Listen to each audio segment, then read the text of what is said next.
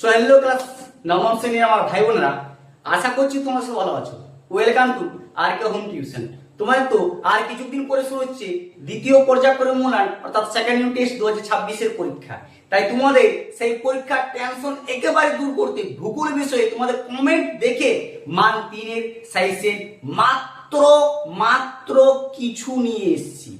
এই 17টি সাজেশনের মধ্যে ভালো করে বাছাই করে 4টি সাজেশন দেখিয়ে দেবো। ওই 4টি তোমাদের পরীক্ষায় গ্যারান্টি সহকারে পড়তে চলছে। তাই ভিডিওটি পুরোটি দেখো, কেটে কেটে দেখো না।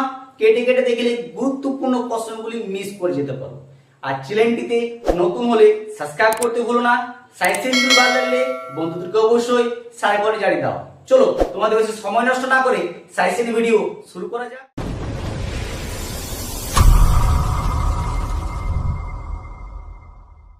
দেখো নবম শ্রেণী, তোমাদের যেগুলি আজকে ভূগোল থেকে সাজেশনগুলি দেখিয়ে দিচ্ছি, এই সাজেশনগুলো তোমরা প্রতিটা প্র্যাকটিস করো। এর বাইরে তোমাদের প্রশ্ন আসবে না, এটি তোমরা গ্যারান্টি এবং বিশ্বাস সহকারে থাকো। এই প্রশ্নগুলি তোমরা প্র্যাকটিস করো, এগুলির মধ্যেই পড়বে। আর হ্যাঁ, তোমরা কমেন্ট করেছো কত সুন্দর যে আমাদের ভূগোল সাজেশন চাই, দেখে নাও। আমি প্রত্যেকটা কমেন্ট তুলে ধরছি না, তাও যে আমার সামনে কমেন্ট গুলো আসছে যেগুলো চোখে পড়ছে আমি স্ক্রিনশট দিয়ে দিলাম, তোমরা দেখে নাও। আমার খুবই ভালো লাগছে তোমরা কমেন্ট করে জানাচ্ছ যে তোমাদের কোন সাজেশনটা প্রয়োজন, কোনটা বেশি প্রয়োজন। অবশ্যই আবার কমেন্ট করবে, আবার কোন ক্লাসে কোন বিষয়ে কত নম্বরের সাজেশন তোমাদের প্রয়োজন। চলো বেশি সময় নষ্ট না করে এক একটি প্রশ্ন ভালো করে দেখে নাও আর খাতায় ভালো করে নোট ডাউন করে দেখে নাও। দেখো প্রথম প্রশ্ন হচ্ছে মাটি সংস্করণের পদ্ধতিগুলি লেখো। মারাত্মক এবং very very important second unit টেস্টের জন্য। 2 নম্বর প্রশ্ন হচ্ছে সুন্দরবন অঞ্চলে নদীগুলি 3টি বৈশিষ্ট্য লেখো। এটি আরো বেশি ইম্পর্টেন্ট হতে চলেছে তোমাদের প্রশ্ন। 3 নম্বর দেখো পশ্চিমবঙ্গের তথ্য প্রযুক্তি শিল্প 3টি সমস্যা লেখো। অথবা এই প্রশ্নটি না দিয়ে সবচেয়ে দিতে পারে অক্ষরেখা দ্রাঘিমা রেখার মধ্যে পার্থক্য। এটি মারাত্মক ইম্পর্টেন্ট প্রশ্ন, এটি প্রায় স্কুলে দেওয়ার 100% চান্স আছে। ঠিক আছে, দেখো 4 নম্বর প্রশ্ন হচ্ছে ভঙ্গিল পর্বত জীবাশ্ম দেখা যায় কেন। এটি তোমাদের ভেরি ভেরি ইম্পর্টেন্ট, মোস্ট মারাত্মক গুরুত্বপূর্ণ ধরতে পারো। এই প্রশ্নটি দেওয়ার প্রায় 100% তোমাদের চান্স আছে। ক্লিয়ার? দেখো 5 নম্বর প্রশ্ন হচ্ছে প্রতিবাদ স্থান বলতে কি বোঝো, চিত্র সহ লেখো। দেখো তোমাদের বারবার বলছি যতগুলি প্রশ্ন দিচ্ছি প্রতিটা প্রশ্ন কিন্তু প্র্যাকটিস করো, একটি প্রশ্ন কিন্তু ছেড়ে যাবে না।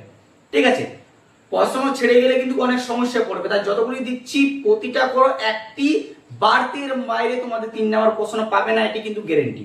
ঠিক আছে, দেখো 6 নম্বর প্রশ্ন হচ্ছে পশ্চিমবঙ্গে জলবায়ু মৌসুমী বায়ুর প্রভাব বর্ণনা উল্লেখ করো বা লিখো। ঠিক আছে, দেখো 7 নম্বর অববাহিকার ফলাফল বর্ণনা দাও অথবা বদ্বীপ সমভূমি বৈশিষ্ট্য লিখো। মারাত্মক ইম্পর্টেন্ট প্রশ্ন।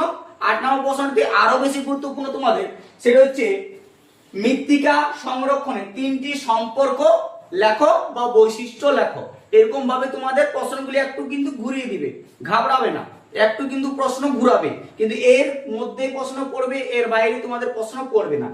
দেখো 9 নম্বর প্রশ্ন হচ্ছে পৃথিবীর তাপ বলয় গুলি চিত্র সহ ব্যাখ্যা করো। এই 9টি প্রশ্ন দিলাম, এই 9টি প্রশ্ন ভালো করে দেখো। আবার কিছু প্রশ্ন দেখে দিচ্ছি, যে প্রশ্নগুলি তোমাদের দেখিয়ে দেবো এই প্রশ্নগুলির মধ্যে আবার 4টি প্রশ্ন তোমাদের উল্লেখ করে বলে দিচ্ছি। সেই 4টি প্রশ্ন ভালো করে প্র্যাকটিস করো, আশা করছি ওখান থেকে তোমাদের সব প্রশ্ন কমন পেয়ে যাবে। দেখো এবার 10 নম্বরের প্রশ্নটি তোমরা ভালো করে প্র্যাকটিস করো। এটি তোমাদের সেকেন্ড ইউনিট টেস্টে মারাত্মক ইম্পর্টেন্ট প্রশ্ন হতে চলেছে। আর এই প্রশ্নটি প্রায় প্রতিটা স্কুলে প্রশ্ন উত্তরতে আমি দেখতে পাই। তাই এই প্রশ্নটি তোমরা ভালো করে প্র্যাকটিস করো। 10 নম্বরটি আন্তর্জাতিক তারিখ রেখা মাঝে মাঝে বাকি দেওয়া হয় কেন। ঠিক আছে, এই প্রশ্নটি ভেরি ভেরি ইম্পর্টেন্ট, এই প্রশ্নটি ভালো করে তোমরা প্র্যাকটিস করতে পারো। দেখো এরপর তোমাদের যে পার্থক্যগুলো আমি দেখিয়ে দিব, সেই পার্থক্যগুলো তোমরা যদি একবার হলো চোখ বুলিয়ে যাও বা প্র্যাকটিস করে যাও, ওই পার্থক্যের বাইরে তোমাদের প্রশ্নপত্রে বাইরে আর কোনো পার্থক্য আসবে না, এটি শিওর। দেখো এখানে হচ্ছে অববাহিকার ও ক্ষয়ভবনের মধ্যে পার্থক্য লেখো। যান্ত্রিক ও রাসায়নিক অববাহিকার মধ্যে পার্থক্য লেখো। এই দুটো পার্থক্যের মধ্যে যে কোনো একটি দিতে চলেছে, হয়তো দুটোই পড়ে যেতে পারে। 13 হচ্ছে আহরণ ও অবহরণের মধ্যে পার্থক্য লেখো। এই যে তিনটি তোমাদের পার্থক্য দেখালাম, এই তিনটি পার্থক্য আর আগে দিয়েছি অক্ষরেখার দ্বারা যেমন একটা পার্থক্য, ওই চারটি পার্থক্য ভালো করে প্র্যাকটিস করো। ওই চারটির মধ্যে তোমাদের পার্থক্য পাচ্ছ, এটি তোমরা শিওর থাকো। আর দুটি মাত্র পার্থক্য দেখে দেবো, আর তোমাদের বাড়তি পার্থক্য প্র্যাকটিস করার প্রয়োজন নেই। ঠিক আছে, দেখো 14 নম্বর প্রশ্নটি আরো বেশি ইম্পর্টেন্ট, যেটি তোমাদের 100% কমন আছে। কি? আন্তর্জাতিক তারিখ রেখা কেন সম্পূর্ণরূপে 180 ডিগ্রি দ্রাঘিমা রেখাকে অনুসরণ করেনি? মারাত্মক ইম্পর্টেন্ট প্রশ্ন আর ভেরি ভেরি ইম্পর্টেন্ট। এটিও তোমাদের ভিভিআই দিয়ে রাখলাম, তোমরা এটি ভিভিআই বা ভেরি ভেরি ইম্পর্টেন্ট দিয়ে রাখতে পারো। দেখো ওই যে বললাম আর দুটি পার্থক্য দেখে দেবো, পার্থক্য দেখে নাও। সেই যে খাদার ও ভাঙ্গার মধ্যে পার্থক্য, অথবা স্থানীয় সময় বা প্রমাণ সময়ের মধ্যে পার্থক্য। এই দুটোর মধ্যে যে কোনো তোমাদের একটা দিতে পারে, অথবা দুটোর মধ্যে দুটোই পড়ে যেতে পারে। ছটা যে তোমাদের সাজেশন দেখিয়ে দিলাম, এই ছটা সাজেশনের মধ্যে তোমরা দুটি বা তিনটি সাজেশন গ্যারান্টি পাচ্ছ, এটি তোমরা শিওর থাকো। অথবা পার্থক্য সাজেশন পেয়ে যাচ্ছ, এটি নিশ্চিন্তি। দেখো 16 নম্বর ভঙ্গিল পর্বতের বৈশিষ্ট্য লেখো অথবা অক্ষরেখার বৈশিষ্ট্য লেখো। হয় ভঙ্গিল পর্বত নয় অক্ষরেখার বৈশিষ্ট্য, এই দুটোর মধ্যে যে কোনো একটা দিতে পারে। দেখো 17 হচ্ছে পশ্চিমবঙ্গে গ্রীষ্মকালে আর্দ্র ও শীতকালে শুষ্ক হয় কেন? মারাত্মক ইম্পর্টেন্ট প্রশ্ন পশ্চিমবঙ্গের জন্য। এই যে তোমাদের 17টি মান 3-এর প্রশ্ন দেখিয়ে দিলাম, এই প্রশ্নগুলি তোমরা প্র্যাকটিস করো। প্র্যাকটিস করে পরীক্ষা হলে ভালো করে লিখে এসে কমেন্ট করতে কিন্তু ভুলো না।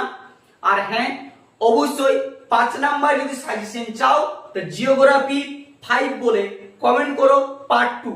তোমাদের অবশ্যই যত শীঘ্র সম্ভব ক্লাস 9 তোমার জন্য পার্ট 2 মান 5-এর জিওগ্রাফি সাজেশন নিয়ে আসবো। চ্যানেলটিতে নতুন হলে সাবস্ক্রাইব করতে ভুলো না। সাজেশনগুলি ভালো লাগলে বন্ধুদেরকে অবশ্যই শেয়ার করে জানিয়ে দাও। আর হ্যাঁ, তোমরা তো ভিডিও করতে গিয়ে দেখো কিন্তু কেউ লাইক করো না, একটি মাত্র রিকোয়েস্ট করছি, লাইক তো করে দিও।